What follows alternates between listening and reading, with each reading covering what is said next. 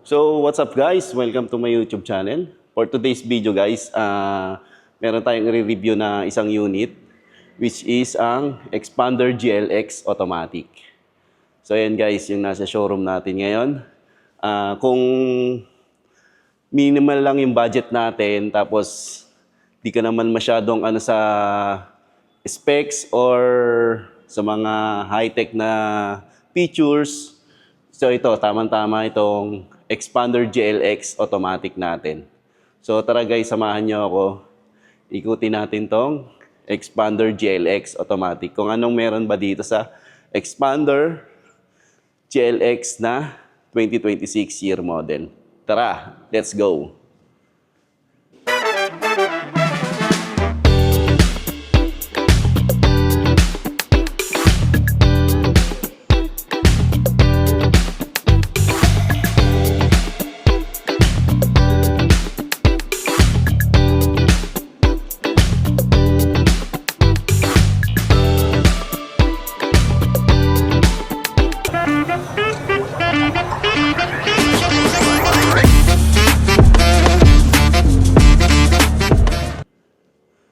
So, yun guys. Ito yung Expander GLX Automatic natin. So, ang SRP pala nito is 1,159,000. So, yan guys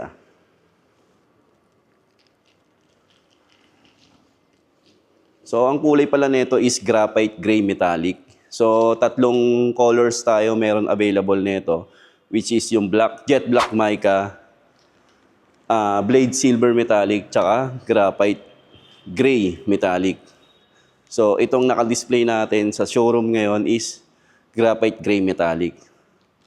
So, ito guys, ikutin natin tong unit na to, bakit number 1 tong Expander natin. At kahit low-end siya ng Expander variant natin, dami pa rin kumukuha nito. So tara guys, dito umpisahan natin dito sa ilaw niya, which is ito is positioning lamp.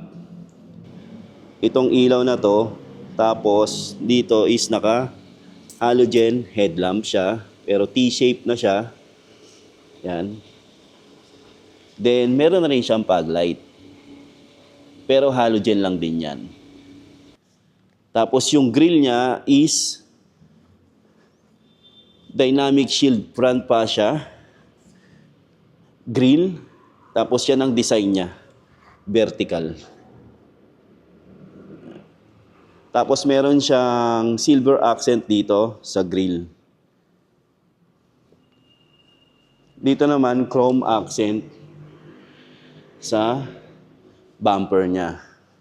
Sa grill niya. Tapos ang bumper niya dito is kulay black, matte black. Yan.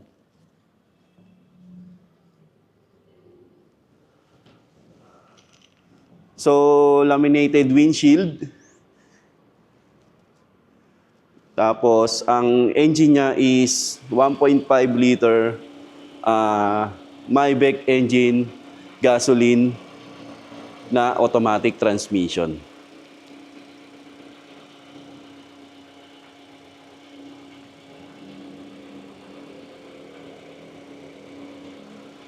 Then dito naman tayo sa tires niya. Ang tires niya is naka two-tone alloy wheels. Tapos ang sukat niya is 205 by 55 R17. So yan guys. Tapos ang brand niya is Dunlop. Tapos naka-ventilated disc sa harapan. Tapos ito yung ground clearance niya. 225 ground clearance.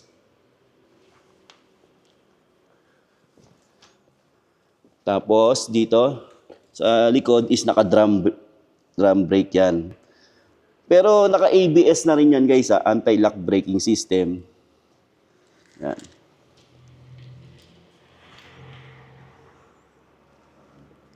So yan guys, yung ano niya, Yung suspension natin sa harapan is naka MacPherson strut with coil spring and stabilizer. Yan. Then, yung sa likod is naka torsion beam with coil spring. Yan. Tapos dito naman tayo sa side mirror niya. Side mirror niya is naka body color. Tapos may LED, integrated turning signal light. Body color yung door handle natin. Tapos keyless entry siya. Yung susi niya.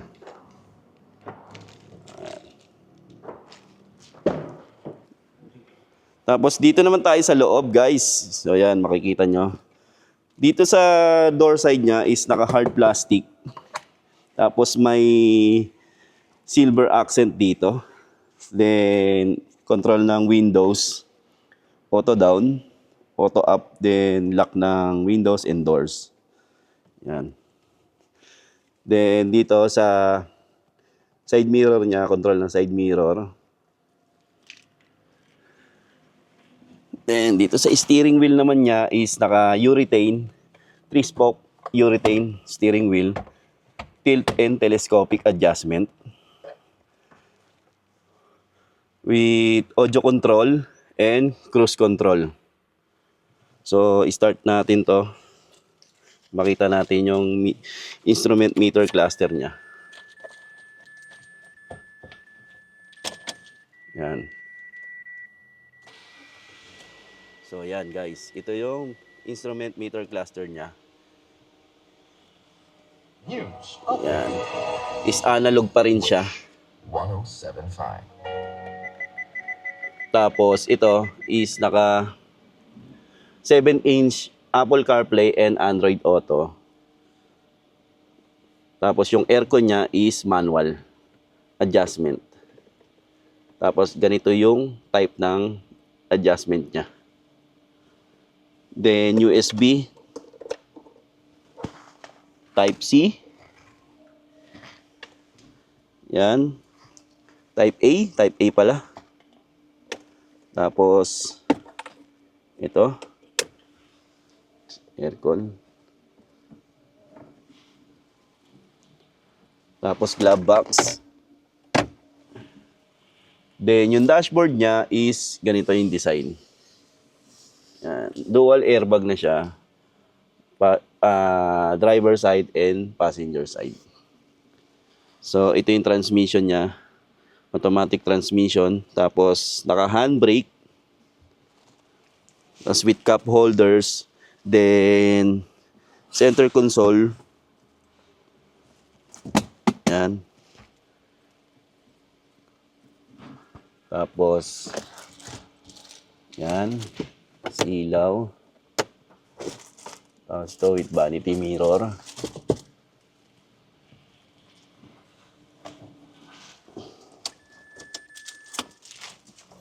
Then, ang upuan niya is manual adjustment. Tapos yung seat material niya is fabric seat material.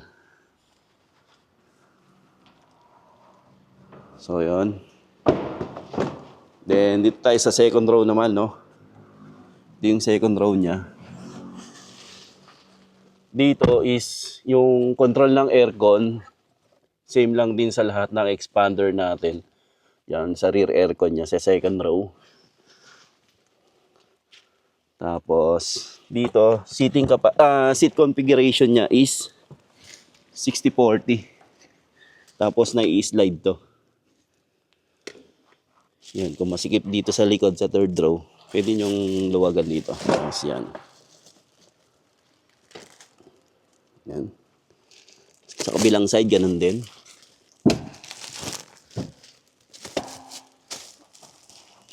Tapos meron siyang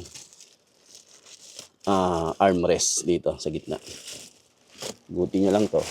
Tapos yan. Tapos ito yung sa third row. 50-50 folding. Yan. Ipaplat yan.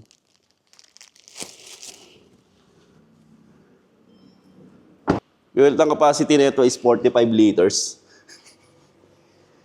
Yan. Tapos dito pagdating sa likod naman is naka pin antenna. Yan. Tapos integrated rear spoiler with high mount stump lamp. Rear wiper. Tapos naka T-shape na tail light.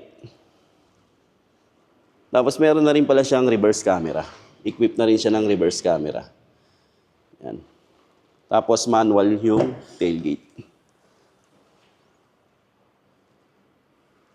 Then ang bumper niya sa likod is naka matte black na may reflector. Tapos then ito yung tools niya, jack and tools. Nakalagay sa gilid. Then lagayan, compartment. Then ito yung tupi ng upuan. Yan. 50-50 full flat siya. Yan guys. Tapos meron siya magkabilaang cup holder. Ano ba tawag dito? Lagay ng bote. Cup holder. Yan. Tapos ang spare tire niya is dito sa ilalim. So yung spare tire niya is alloy wheels din.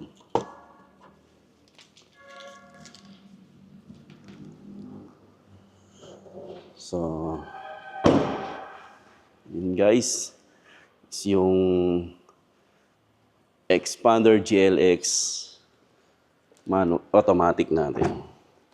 So konting ikot ulit.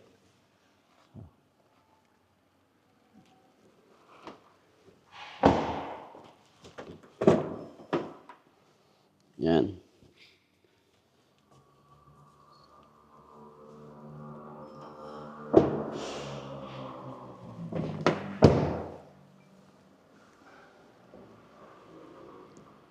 So, yan guys.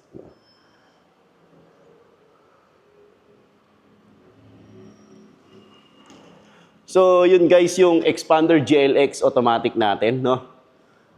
So, sa mga naghahanap ng ganitong unit, meron tayong available na mga units nito na blade silver metallic, graphite gray metallic, tsaka jet black mica. So, lalagay ko na lang sa details kung magkano yung down payment nito, tsaka yung monthly at tsaka promo natin, no?